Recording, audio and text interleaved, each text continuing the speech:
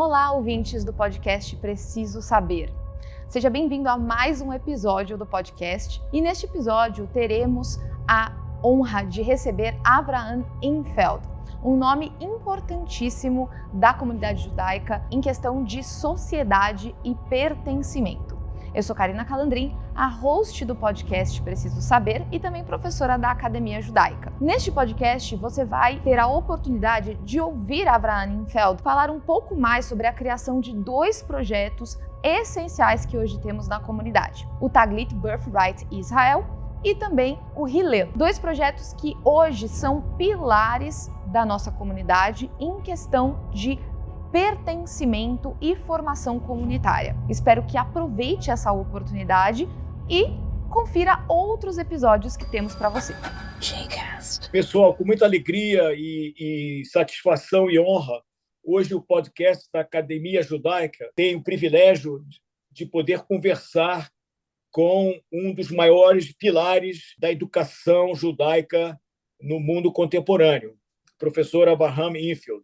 Nós vamos gravar esse podcast em inglês com a tradução depois, para que todos possam se beneficiar disso. É uma grande honra e um privilégio. Good morning, good afternoon. It's a pleasure to have you here, Avraham, with us. It's a great honor for our Academia Judaica, the Academy of Jewish Studies that we created in Brazil, to have the privilege of having this conversation with you today, taking the opportunity of your travel here to São Paulo and Rio de Janeiro at this time. Just to make a brief introduction, I would like to read that Avraham Infeld is based in Jerusalem, but he's a tireless traveler to all parts of the globe. Avraham Infeld has dedicated his long and distinguished career to helping Jews find meaning and joy in their Jewish identities. Born in South Africa and raised in a Zionist family, Avraham made Aliyah to Israel and studied Jewish history and Bible at the Hebrew University and law at the Tel Aviv University, embarking thereafter on what would become a career in Jewish education. Avraham served, among other roles, in different leadership positions, from the founder and president of the Meltz Center of Jewish Education, director of the Harman Institute, and many other institutions. The list is very, very long. But it's important to say that in recognition of his contributions to Jewish education, Avraham is the recipient of the Hebrew University prestigious Samuel Rothbard Prize for Jewish Education and the Hillel's Renaissance Award and honorary doctorates from the Muhlenberg College and the Hebrew Union College, Jewish Institutions of Religion. Avraham is here in Brazil with Hillel. We are very happy at the Academia Judaica to be partnering with Hillel in the project of restarting Hillel operations here in São Paulo. And as I said before, we are privileged to have you here. Avraham, as a beginning of our conversation, I wanted to explore your mind in terms of the Jewish future and the Jewish past, as you describe in your fascinating book that we also will recommend at the end here, putting the name, and is a mandatory reading for everybody that's interested in the subject of Jewish education and Jewish continuity as a whole. But I wanted to ask you, because people say today that we are in the end of the so-called Jewish holiday that started at the end of the Holocaust, and had the privilege to live 2 or 3 generations with Israel independent. And some people call the times we are living as the end of the Jewish holiday. What is your take in this sentence and in this situation that we live today in the Jewish context? Mario, I'm very grateful to meeting with you, and I'm very happy to hear myself being translated into Portuguese for the first time.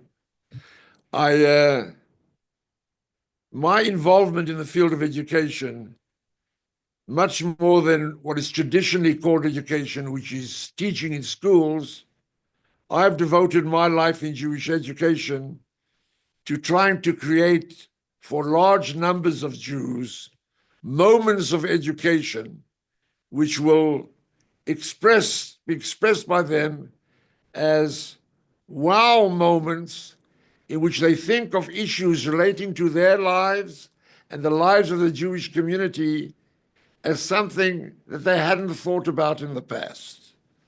This theory of moments of education is a very important element of what Jewish education has always been about. We began at a wow moment at Mount Sinai. We've been through wow moments throughout history, and these moments have had an impact, and a very serious impact, on Jewish life. You mentioned the end of the Holocaust and the creation of the State of Israel is a very, very profound moment in Jewish history and will hopefully be seen as such for many, many years. The sudden move from the tragedy of the Holocaust to the promise of a state which defined itself as the national home of the Jewish people was a very, very profound statement. And I tried in many, many ways to create moments of education for large groups of people. I was the first director of Taglit. It was an important undertaking, birthright, because we were told that the most impactful moment of visiting Israel is the second visit. But there's no way you can do a second visit without first doing a first visit. So Birthright came to say, we will provide that first visit, encouraging you to come back and be impacted with your second moment. It's a moment of education in which people are helped and educated to see things that are happening to them, that are impacting them, that arouse in them basic questions of their future existence. It's a world in which Jews are not uniform. As we travel the world today, you can see throughout the Jewish communities the impact that modernity had on the Jewish people, which created varieties of understanding of what it means to be Jewish. For some people, Judaism is their religion. To other Jews, Judaism is their nationalism. I, coming from South Africa, came to a Judaism which was the culture of a tribe, because South Africa was a very tribalist society. It was natural that my understanding of what being Jewish was a tribalistic one, in which I am a member of the tribe, and my role in life is to see how can I ensure the continued significant survival and renaissance of this tribe. I then moved to Israel. I met with the Jewish nation. I then came to America to become the president of Hillel. And I found a situation for the first time for me in which the phrase Judaism is a religion I hadn't recognized from in the past. And I've devoted my life in trying to create institutions and events and movements that impact asking people, how can we create a world in which we will not get rid of the lack of uniformity? We're never going to become the same, but can we, despite our lack of uniformity, find a basis for unity? I would say, to me, that is the greatest challenge of the Jewish people today. And my educational efforts are, what are the movements, what are the events, what are the ways and means by which you can encourage the strength, recognizing our lack of uniformity, being willing to live with a lack of uniformity, but recognizing the obligation of unity. So that, for me, is Jewish education, which has a goal which recognizes lack of uniformity will exist, but we have to find a way of creating unity. Fantastic. Avraham, in our Academia Judaica, we used to say that Jewish wisdom is a treasury, okay? Unfortunately, for most people in our Jewish community here in Brazil, and I guess also for America, for most people, this treasure really lives in a trunk in the attic of the house. Something they inherited from the families, but is there. Why should we open this trunk? Why should we incentivize people to open the trunk? And if they open the trunk, what's inside? What's the reason they should open the trunk? And what, in your opinion, is the most important treasury that this trunk would hold for people today? What you've just said is very, very true for me in my own personal life. I grew up in a very, very Zionist home, but totally irreligious home. My father grew up as a chassid, as a son of a chassid. At the age of 19, he and his family moved to Vienna. He left religion and was one of the creators of a very powerful movement called Hashomer HaTzair, which was a leftist, political, socialist organization. I grew up in a home with a Jewish father who claimed to be an atheist, who always used to make the crazy statement, "I'm an atheist, Baruch Hashem." He used to spend every Shabbat afternoon for hours, from the age of 5 or 6 until I left home, studying Gemara, Talmud with me, with a cigarette in his mouth on Shabbat and with his head uncovered. And for me, it reflected a sense of understanding that this culture bears an immense amount of wisdom, as you said, which if we can encourage people to confront this wisdom, to read these books, to meet with the leaders, to be able to discuss these issues, they can gain for themselves a much, much richer life, not only as individuals, but with a commitment to strengthening the entire people as a whole. And I think that that is something very unique to us. I'll give you one example. I was the first pupil in the first Jewish day school. My mother was my teacher. She was the principal of the school, and she taught me. And my father, every Friday, used to take my notebooks and go through my notebooks and said, "What did you learn here in school today?" I'll never forget the lesson. He goes through my notebooks. We're studying conjunction of verbs. And we know the past, the present, and the future. And my father says to me, "Who taught you this nonsense?" I said, "Your wife, my mother." He said, "Well, there's no present tense in the future." He calls my mother and says, "Stop teaching that. There is no present tense in the future. You can't say in Hebrew, I walk, I talk, I run. You can only say, I am walking, I am talking, I am running. There's only a present participle because the purpose of the present is to connect the past to the future." That makes people regard their lives as important.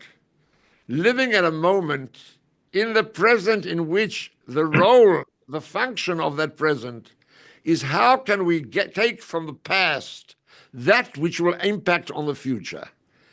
And that to me is a deep sense of wisdom that comes from our study of our culture. Perfect. Avraham, we take very seriously here at Academia Judaica the issue of Jewish education.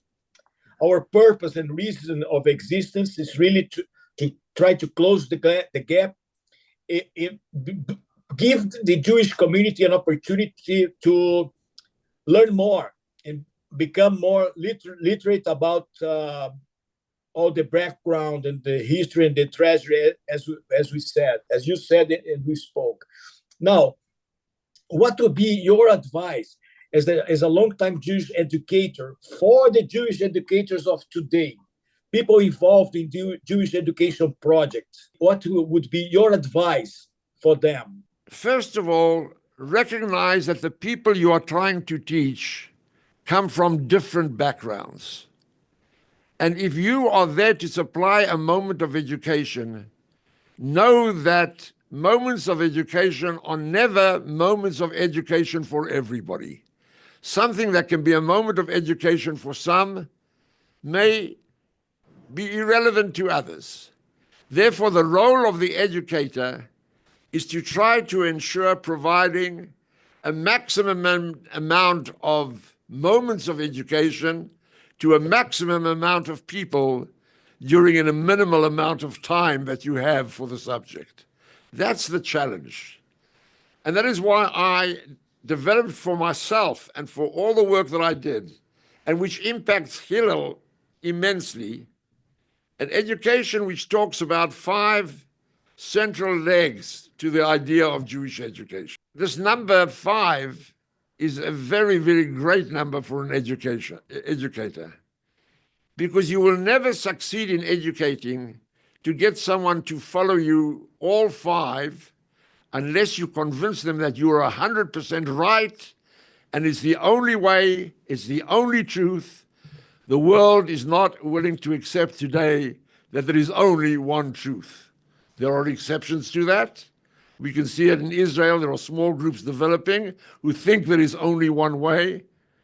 But that is not the fact of life. Most people are not there.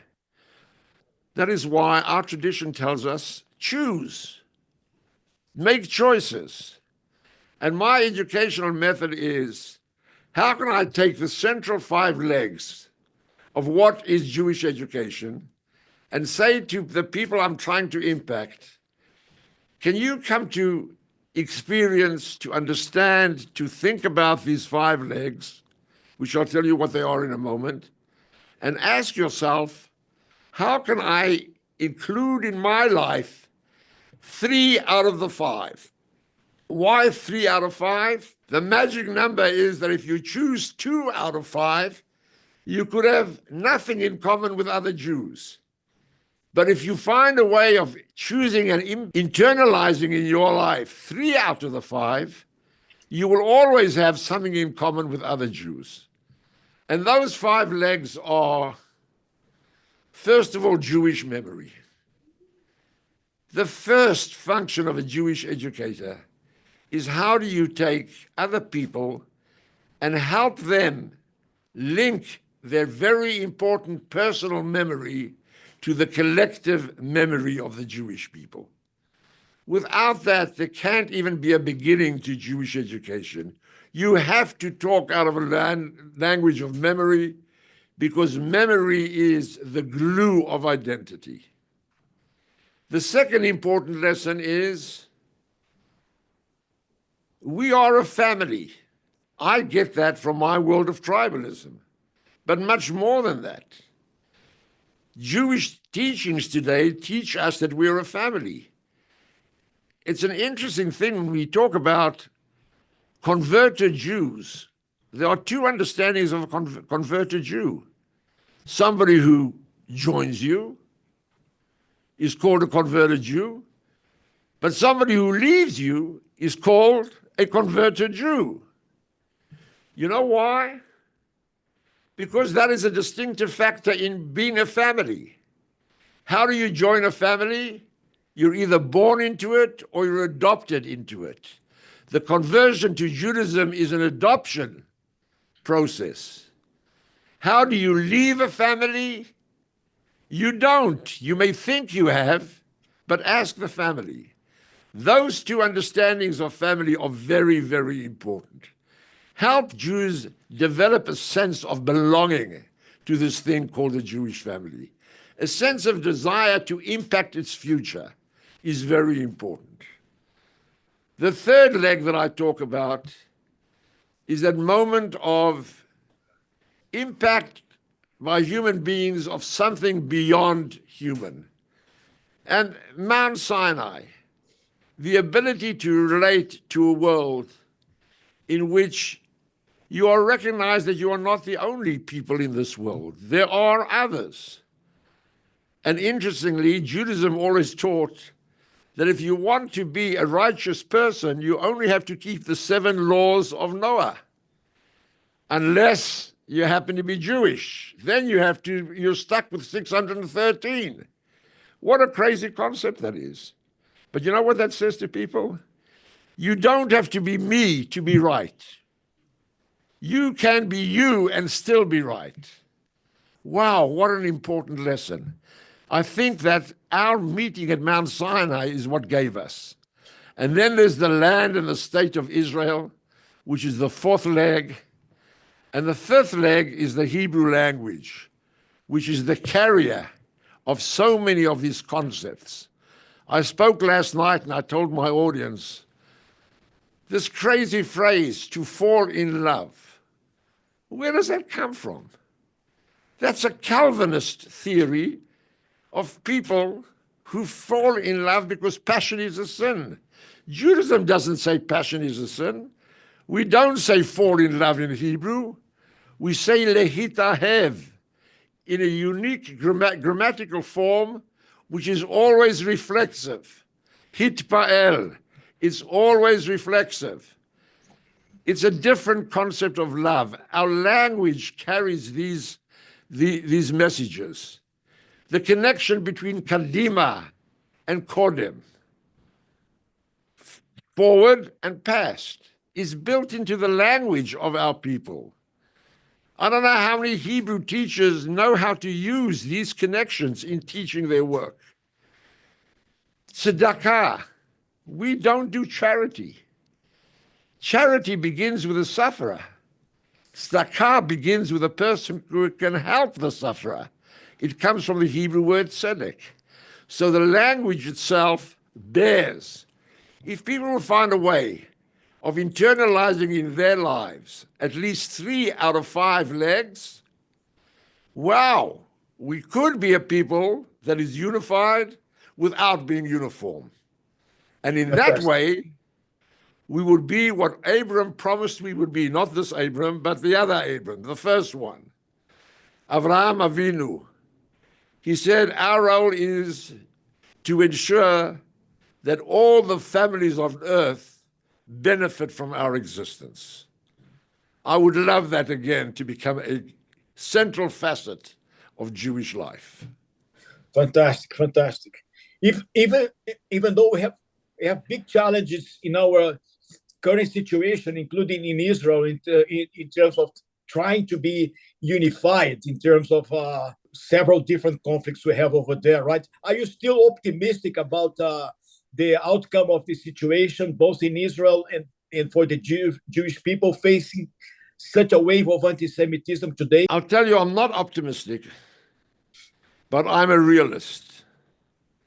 If you go back 5,000 years and look for other cultures that existed 5,000 years ago and continue to exist, you will only find the Jewish culture. If we learn how we did that and we learn how to do it, I will become optimistic. Unfortunately, in Israel today, people who are convinced that they carry the only truth use our lack of uniformity to divide rather than to unite. That's a challenge, and that's why I live in Israel, to fight that battle as well. Very well, very well. And Avraham, we're getting close to the end here, but I wanted to pick your brain on another important situation here. You are a source of inspiration for many people, for many voices that we have today in the Jewish world and the Jewish education itself, in impactful projects like Taglit, Birthright, and of course Hillel. Who inspired you? Who were your heroes? And what were the books that you considered in your life the most important ones that you ever read? First of all, my parents who impacted me. Secondly, the people that give me cause for optimism were my teachers, primary among them being Rabbi David Hartman of the Hartman Institute, of whom he's without a doubt my central teacher. We have a common friend, Micha Goodman. Yes. Who is very well on his way to becoming a major influence in this world, in the kind of thinking that we need to have. More and more places are creating new, bright, creative brilliant young leaders. They are going to be the army which guarantees our success. Perfect. And Avraham, what would be the book that most impressed you, besides, of course, Torah? Torah is for me very, my father was a completely non-traditionalist, but Friday night he used to say, every Friday night he used to say the Kiddush. And I said, Abba, why are you doing this? You don't believe in this stuff. Why are you doing this?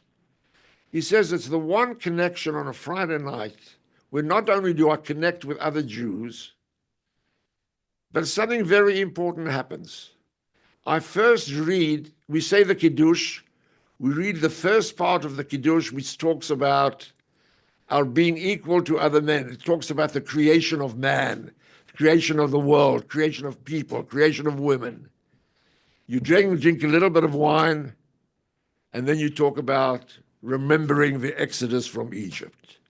We live our narrative in order to impact the entire world and not only our own lives. That's a very important lesson for me. Absolutely. That's Torah. Yes, absolutely.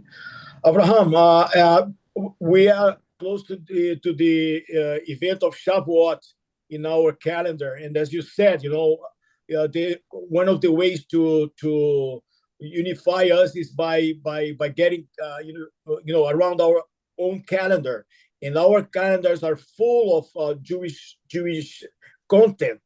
It's a big opportunity not just to do the traditional rituals of the holiday, but there are key messages inside each one of the holidays. Shavuot, by the way, is the one most related to education, because we are learning, we're studying for the whole night and for 2 days here outside Israel.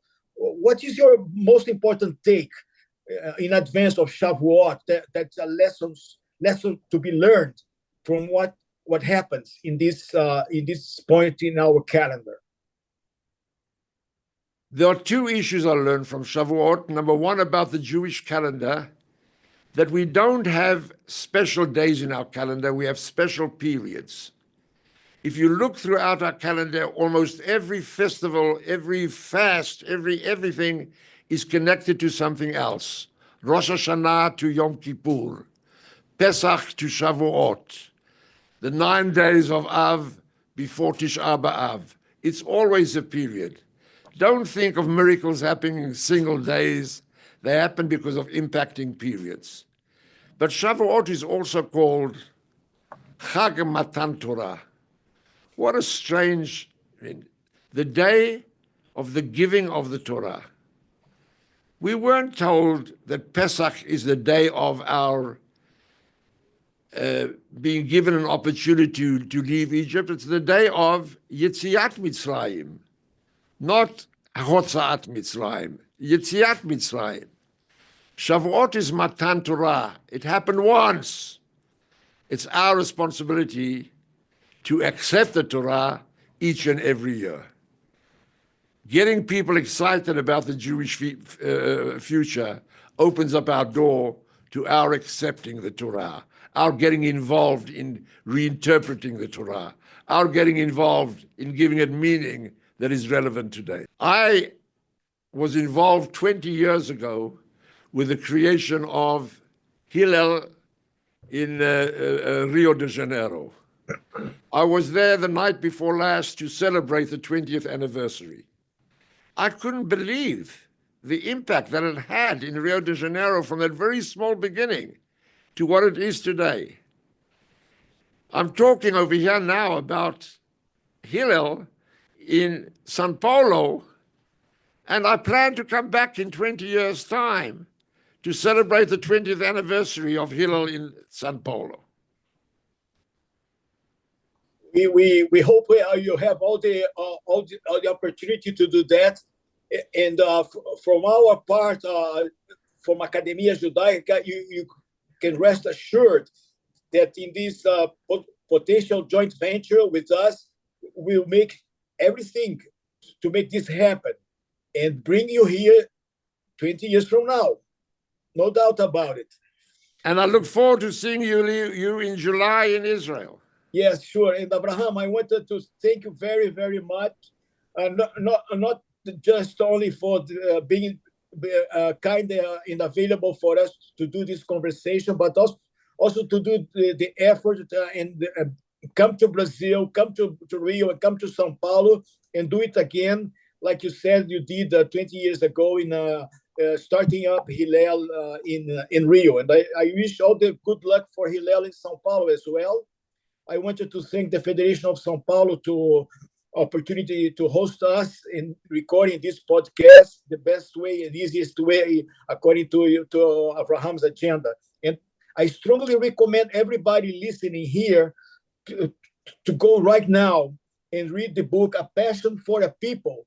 And based on the conversation that we just had now, it's easily to understand what does it mean to have a passion for a people. You're a very inspiring person, Avraham, and the title of your book really represents a good example that we Jews should all follow, and take into account the importance of Jewish education.